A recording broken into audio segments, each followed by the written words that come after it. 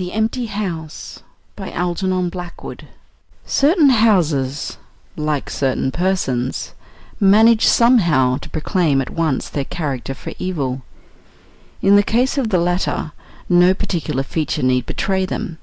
They may boast an open countenance, an ingenuous smile, and yet a little of their company leaves the unalterable conviction that there is something radically amiss with their being, that they are evil.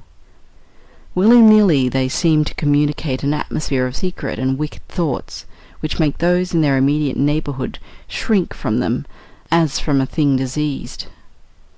And, perhaps, with the houses the same principle is operative, and it is the aroma of evil deeds committed under a particular roof, long after the actual doer has passed away, that makes the goose-flesh come and the hair rise.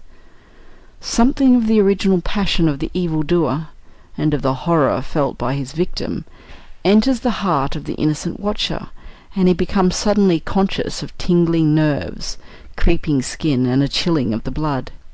He is terror-stricken without apparent cause. There was manifestly nothing in the external appearance of this particular house to bear out the tales of the horror that was said to reign within. It was neither lonely nor unkempt. It stood crowded into a corner of the square, and looked exactly like the houses on either side of it. It had the same number of windows as its neighbours, the same balcony overlooking the gardens, the same white steps leading up to the heavy black front door, and, in the rear, there was the same narrow strip of green, with neat box borders, running up to the wall that divided it from the backs of the adjoining houses. Apparently, too, the number of chimney-pots on the roof was the same, the breadth and angle of the eaves, and even the height of the dirty area railings. And yet, this house in the square, that seemed precisely similar to its 50 ugly neighbours, was, as a matter of fact, entirely different, horribly different. Wherein lay this marked, invisible difference is impossible to say.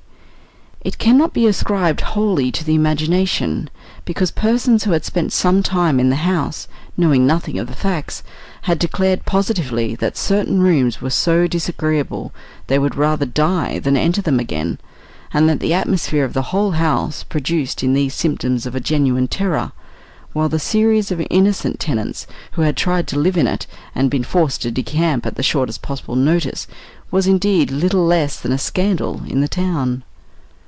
When Shorthouse arrived to pay a week-end visit to his Aunt Julia in her little house on the sea-front at the other end of town, he found her charged to the brim with mystery and excitement. He had only received her telegram that morning, and he had come anticipating boredom, but the moment he touched her hand and kissed her apple-skinned wrinkled cheek, he caught the first wave of her electrical condition. The impression deepened when he learned that there were to be no other visitors, and that he had been telegraphed for with a very special object. Something was in the wind, and the something would doubtless bear fruit, for this elderly spinster aunt with a mania for psychical research had brains as well as will-power, and by hook or by crook she usually managed to accomplish her ends. The revelation was made soon after tea, when she sidled close up to him as they paced slowly along the sea-front in the dusk. "I've got the keys," she announced in a delighted yet half-awesome voice. "Got them till Monday." "The keys of the bathing machine, or—" he asked innocently, looking from the sea to the town. Nothing brought her so quickly to the point as feigning stupidity. "Neither," she whispered. "I've got the keys of the haunted house in the square, and I'm going there tonight." Shorthouse was conscious of the slightest possible tremor down his back. He dropped his teasing tone. Something in her voice and manner thrilled him. She was in earnest. "But you can't go alone," he began. "That's why I wired for you," she said with decision. He turned to look at her. The ugly-lined, enigmatic little face was alive with excitement. There was the glow of genuine enthusiasm round it like a halo. The eyes shone. He caught another wave of her excitement, and a second tremor, more marked than the first, accompanied it. "Thanks, Aunt Julia," he said politely. "Thanks awfully." "I should not dare to go quite alone," she went on, raising her voice, But with you I should enjoy it immensely. You're afraid of nothing, I know." "Thanks so much," he said again. Is anything likely to happen?" "A great deal has happened," she whispered, "though it's been most cleverly hushed up. 3 tenants have come and gone in the last few months, and the house is said to be empty for good now." In spite of himself, Shorthouse became interested. His aunt was so very much in earnest. "The house is very old indeed," she went on, "and the story, an unpleasant one, dates a long way back. It has to do with a murder committed by a jealous stableman who had some affair with a servant in the house. One night he managed to secret himself in the cellar, and when everyone was asleep, he crept upstairs to the servants' quarters, chased the girl down to the next landing, and before anyone could come to the rescue, threw her bodily over the banisters into the hall below." "And the stableman?" "Was caught, I believe, and hanged for murder, but it all happened a century ago, and I've not been able to get more details of the story." Shorthouse now felt his interest thoroughly aroused, but though he was not particularly nervous for himself, he hesitated a little on his aunt's account. "On one condition," he said at length. "Nothing will prevent my going," she said firmly, "but I may as well hear your condition." "That you guarantee your power of self-control if anything really horrible happens. I mean that you are sure you won't get too frightened." "Jim," she said scornfully, "I'm not young, I know, nor are my nerves, but with you I should be afraid of nothing in the world." This of course settled it, for Shorthouse had no pretensions to being other than a very ordinary young man, and an appeal to his vanity was irresistible. He agreed to go. Instinctively, by a sort of subconscious preparation, he kept himself and his forces well in hand the whole evening, compelling an accumulative reserve of control by that nameless inward process of gradually putting all the emotions away and turning the key upon them, a process difficult to describe, but wonderfully effective, as all men who have lived through severe trials of the inner man well understand. Later it stood him in good stead. But it was not until 10:30, when they stood in the hall, well in the glare of friendly lamps, and still surrounded by comforting human influences, that he had to make the first call upon his store of collected strength. For, once the door was closed, and he saw the deserted silent street stretching away white in the moonlight before them, it came to him clearly that the real test that night would be in dealing with 2 fears instead of 1. He would have to carry his aunt's fears, as well as his own. And as he glanced down at her sphinx-like countenance, and realized that it might assume no pleasant aspect in a rush of real terror, he felt satisfied with only one thing in the whole adventure, that he had the confidence in his own will and power to stand against any shock that might come. Slowly they walked along the empty streets of the town. A bright autumn moon silvered the roofs, casting deep shadows. There was no breath of wind, and the trees in the formal gardens by the sea-front watched them silently as they passed along. To his aunt's occasional remarks Shorthouse made no reply, realizing that she was simply surrounding herself with mental buffers, saying ordinary things to prevent herself thinking of extraordinary things. Few windows showed lights, and from scarcely a single chimney came smoke or sparks. Shorthouse had already begun to notice everything, even the smallest details. Presently they stopped at the street corner, and looked up at the name on the side of the house, full in the moonlight, and with one accord, but without remark, turned into the square and crossed over to the side of it that lay in the shadows. "The number of the house is 13, whispered a voice at his side, and neither of them made the obvious reference, but passed across the broad sheet of moonlight and began to march up the pavement in silence. It was about half-way up the square that Shorthouse felt an arm slipped quietly but significantly into his own, and knew that their adventure had begun in earnest, and that his companion was already yielding imperceptibly to the influences against them. She needed support. A few minutes later they stopped before a tall, narrow house that rose before them into the night, ugly in shape and painted a dingy white. Shutterless windows without blinds stared down upon them, shining here and there in the moonlight. There were weather streaks in the walls and cracks in the paint, and the balcony bulged out from the first floor a little unnaturally, But beyond this generally forlorn appearance of an unoccupied house, there was nothing at first sight to single out this particular mansion for the evil character it had most certainly acquired. Taking a look over their shoulders to make sure they had not been followed, they went boldly up the steps and stood against the huge black door that fronted them forbiddingly. But the first wave of nervousness was now upon them, and Shorthouse fumbled a long time with the key before he could fit it in the lock at all. For a moment, if truth were told, they both hoped it would not open, for they were a prey to various unpleasant emotions as they stood there on the threshold of their ghostly adventure. Shorthouse, shuffling with the key and hampered by the steady weight of his arm, certainly felt the solemnity of the moment. It was as if the whole world, for all experience seemed at that instant concentrated in his own consciousness, were listening to the grating noise of that key.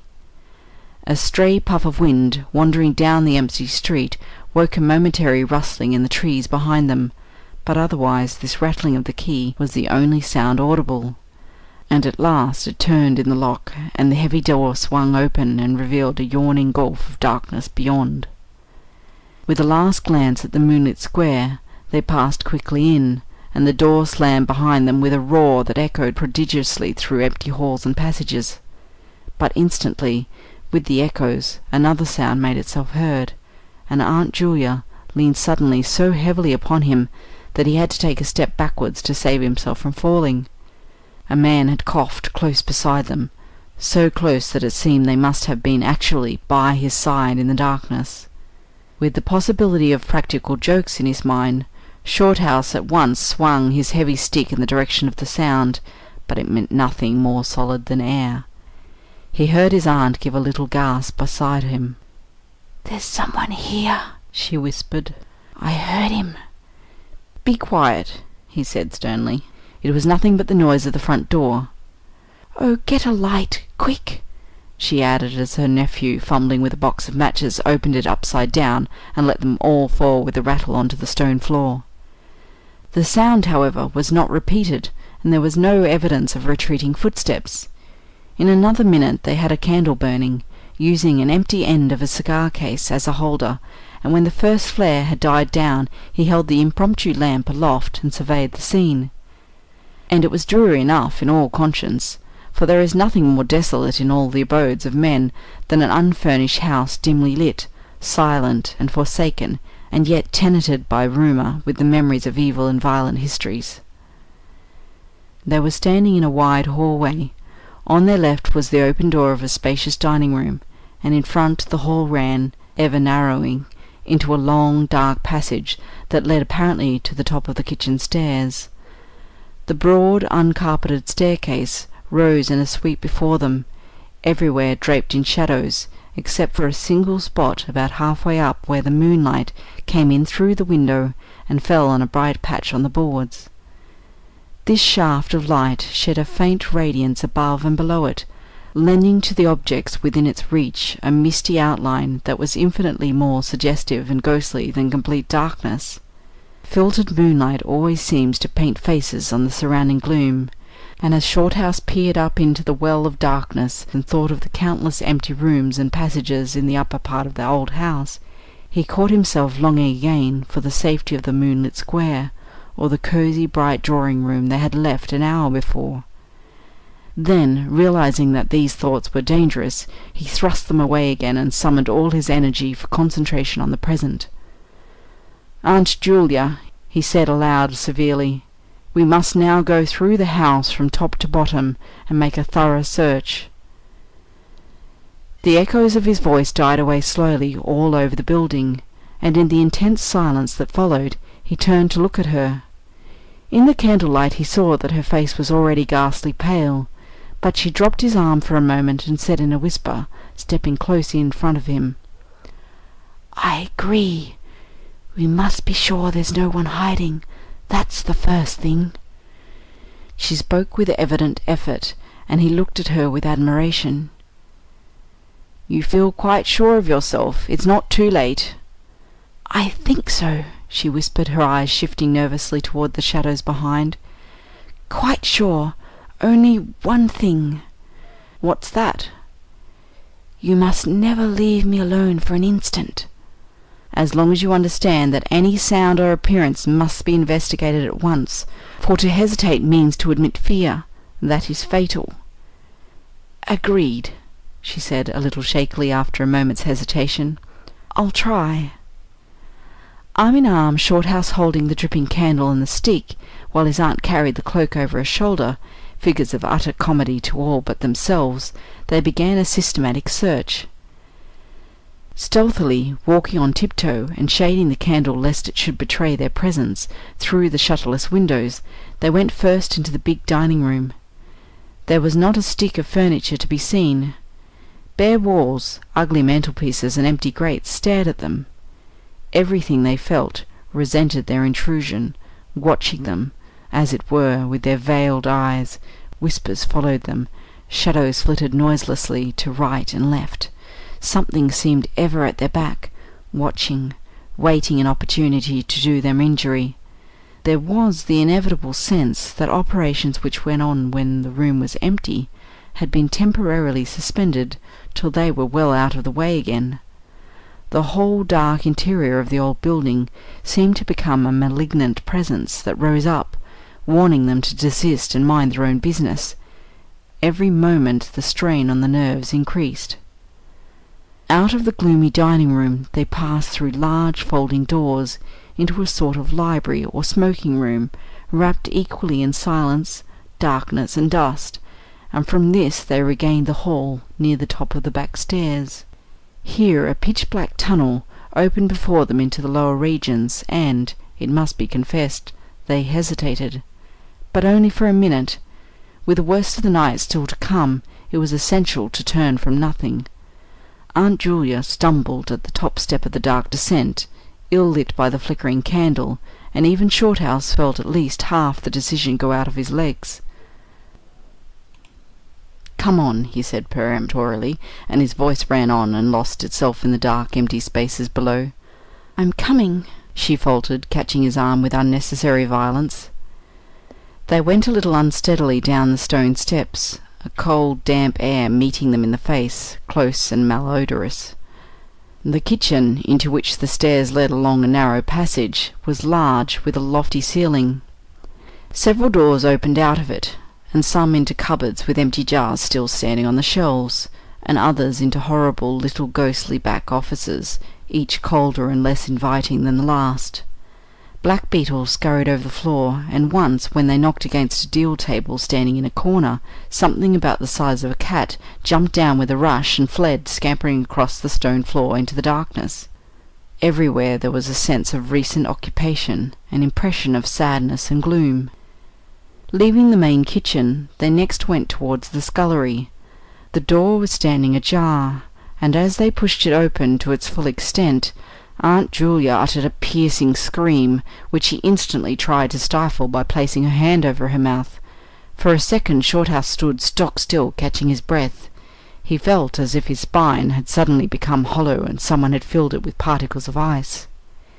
Facing them, directly in their way between the doorsteps, stood the figure of a woman. She had dishevelled hair and wildly staring eyes, and her face was terrified and white as death. She stood there, motionless for the space of a single second. Then the candle flickered, and she was gone.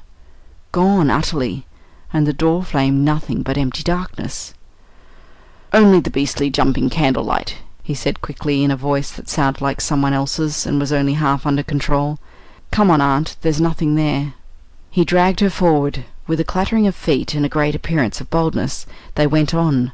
But over his body the skin moved as if crawling ants covered it, and he knew by the weight of his arm that he was supplying the force of locomotion for two.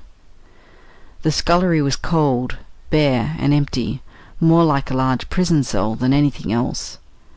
They went round it, tried the door into the yard and the windows, but found them all fastened securely. His aunt moved beside him like a person in a dream. Her eyes were tightly shut, and she seemed merely to follow the pressure of his arm. Her courage filled him with amazement. At the same time he noticed that a certain odd change had come over her face, a change which somehow evaded his power of analysis. "There's nothing here, Auntie," he repeated aloud quickly. Let's go upstairs and see the rest of the house, then we'll choose a room to wait up in." She followed him obediently, keeping close to his side, and they locked the kitchen door behind them. It was a relief to get up again. In the hall there was more light than before, for the moon had travelled a little further down the stairs. Cautiously they began to go up into the dark vault of the upper house, the boards creaking under their weight. On the first floor they found the large double drawing-rooms, a search of which revealed nothing. Here also was no sign of furniture or recent occupancy, nothing but dust and neglect and shadows. They opened the big folding doors between front and back drawing-rooms, and then came out again to the landing and went on upstairs. They had not gone up more than a dozen steps when they both simultaneously stopped to listen, looking into each other's eyes with a new apprehension across the flickering candle. From the room they had left, hardly 10 seconds before, came the sounds of doors quietly closing. It was beyond all question. They heard the booming noise that accompanies the shutting of heavy doors, followed by the sharp catching of latch. "We must go back and see," said Shorthouse briefly in a low tone, and turning to go downstairs again. Somehow she managed to drag after him, her feet catching in her dress, her face livid. When they entered the front drawing-room it was plain that the folding doors had been closed half a minute before. Without hesitation Shorthouse opened them. He almost expected to see someone facing him in the back room, but only darkness and cold air met him. They went through both rooms, finding nothing unusual. They tried in every way to make the doors close of themselves, but there was not wind enough even to set the candle flame flickering. The doors would not move without strong pressure. All was silent as the grave. Undeniably the rooms were utterly empty, and the house utterly still. "It's beginning," whispered a voice at his elbow which he hardly recognized as his aunt's. He nodded acquiescence, taking out his watch to note the time. It was 15 minutes before midnight. He made the entry of exactly what had occurred in his notebook, setting the candle in its case upon the floor in order to do so. It took a moment or two to balance it safely against the wall. Aunt Julia always declared that at this moment she was not actually watching him, but had turned her head towards the inner room, where she fancied she heard something moving. But at any rate, both positively agreed that there came a sound of rushing feet, heavy and very swift, and the next instant the candle was out. But to Shorthouse himself had come more than this, and he had always thanked his fortunate stars that it came to him alone, and not to his aunt too. For as he rose from the stooping position of balancing the candle, and before it was actually extinguished, a face thrust itself forward so close to his own that he could almost have touched it with his lips. It was a face working with passion, a man's face, dark, with thick features and angry, savage eyes. It belonged to a common man, and it was evil in its ordinary normal expression, no doubt, but as he saw it, alive with intense, aggressive emotion, it was a malignant and terrible human countenance. There was no movement of the air, nothing but the sound of rushing feet, stockinged or muffled feet, the apparition of the face, and the almost simultaneous extinguishing of the candle. In spite of himself, Shorthouse uttered a little cry, nearly losing his balance as his aunt clung to him with her whole weight in one moment of real, uncontrollable terror. She made no sound, but simply seized him bodily. Fortunately, however, she had seen nothing, but had only heard rushing feet, for her control returned almost at once, and he was able to disentangle himself and strike a match. The shadows ran away on all sides before the glare, and his aunt stooped down and groped for the cigar case with the precious candle. Then they discovered that the candle had not been blown out at all. It had been crushed out. The wick was pressed down into the wax, which was flattened as if by some smooth, heavy instrument. How his companion so quickly overcame her terror, Shorthouse never properly understood, but his admiration for her self-control increased tenfold, and at the same time served to feed his own dying flame, for which he was undeniably grateful. Equally inexplicable to him was the evident physical force they had just witnessed. He at once suppressed the memory of stories he had heard, of physical mediums, and their dangerous phenomena, for if these were true, and either his aunt or himself was unwittingly a physical medium, it meant that they were simply aiding to focus the forces of a haunted house already charged to the brim. It was like walking with unprotected lamps among uncovered stores of gunpowder. So, with as little reflection as possible, he simply relit the candle and went up to the next floor. The arm in his trembled, it is true, and his own tread was often uncertain, but they went on with thoroughness, and after a search revealing nothing, they climbed the last flight of stairs to the top floor of all. Here they found a perfect nest of small servants' rooms, with broken pieces of furniture, dirty caned-bottom chairs, chests of drawers, cracked mirrors, and decrepit bedsteads.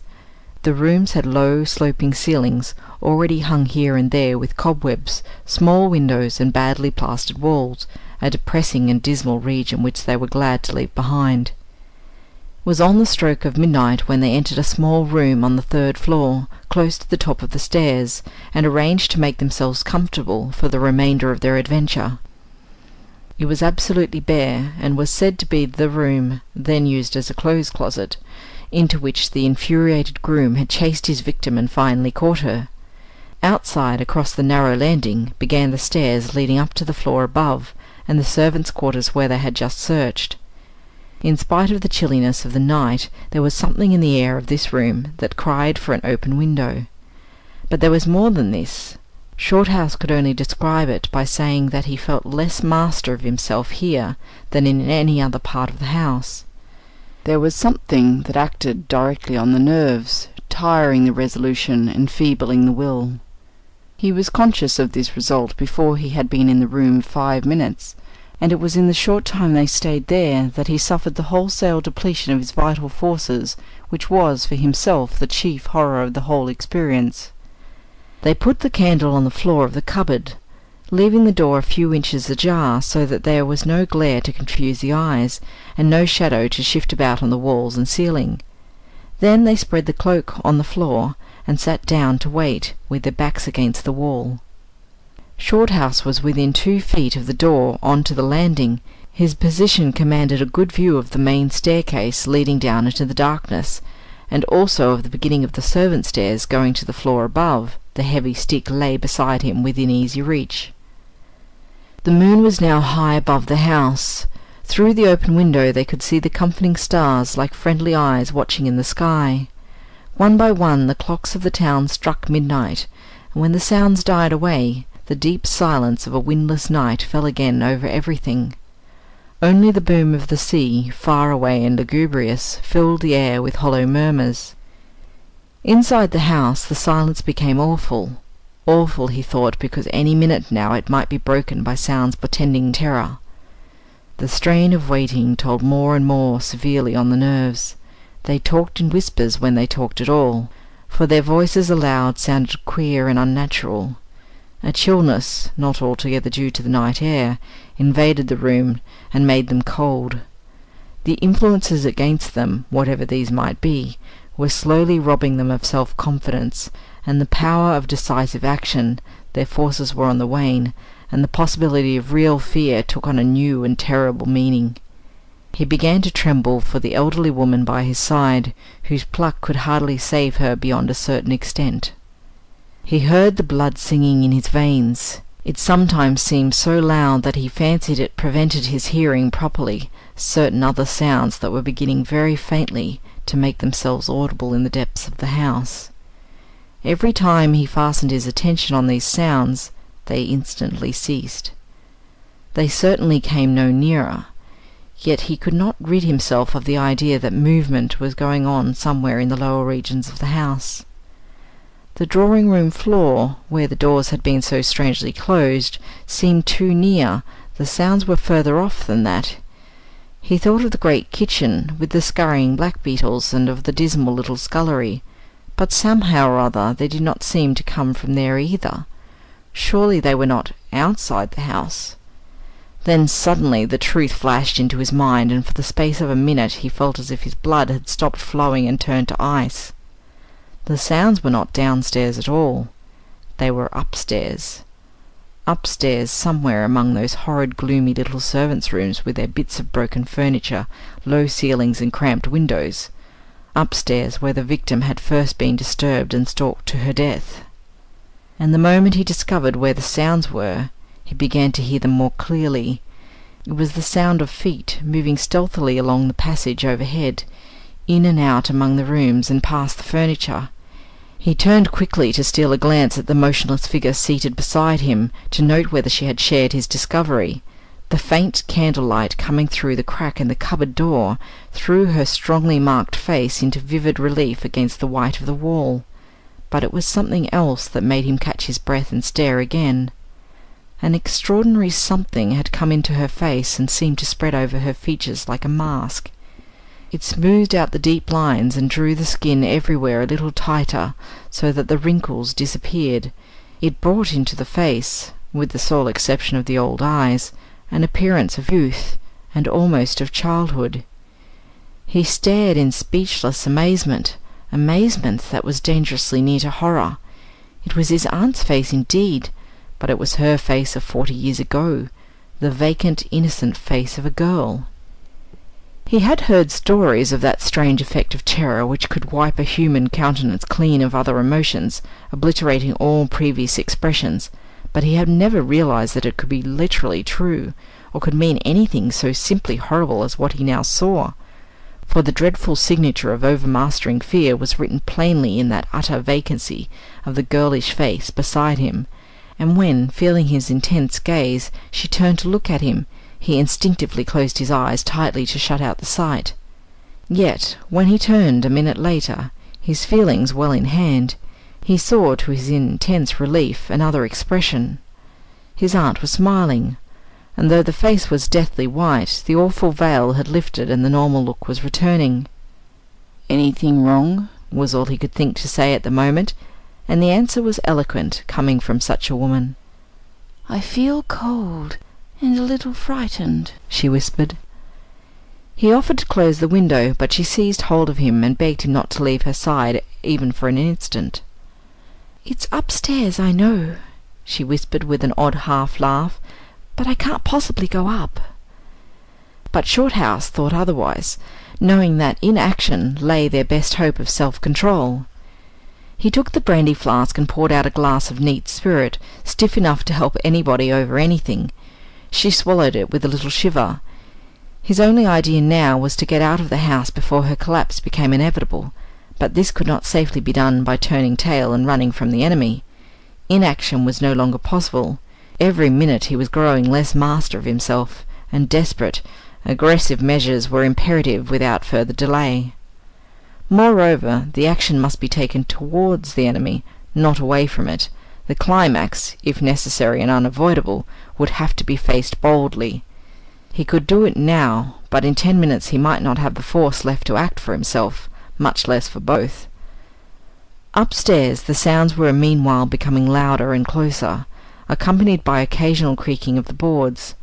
Someone was moving stealthily about, stumbling now and then awkwardly against the furniture. Waiting a few moments to allow the tremendous dose of spirits to produce its effect, and knowing this would last but a short time under the circumstances, Shorthouse then quietly got on his feet, saying in a determined voice, "Now, aunt, we'll go upstairs and find out what all this noise is about. You must come too. It's what we agreed." He picked up his stick and went to the cupboard for the candle. A limp form rose shakily beside him, breathing hard, and he heard a voice say very faintly something about being ready to come. The woman's courage amazed him. It was so much greater than his own, and as they advanced, holding aloft the dripping candle, some subtle force exhaled from this trembling, white-faced old woman at his side that was the true source of his inspiration. It held something really great that shamed him and gave him the support without which he would have proved far less equal to the occasion. They crossed the dark landing, avoiding with their eyes the deep black space over the banisters. Then they began to mount the narrow staircase to meet the sounds, which, minute by minute, grew louder and nearer. About halfway up the stairs Aunt Julia stumbled, and Shorthouse turned to catch her by the arm, and just at that moment there came a terrible crash in the servants' corridor overhead. It was instantly followed by a shrill, agonized scream that was a cry of terror and a cry for help melted into one. Before they could move aside or go down a single step, someone came rushing along the passage overhead, blundering horribly, racing madly at full speed, 3 steps at a time, down the very staircase where they stood.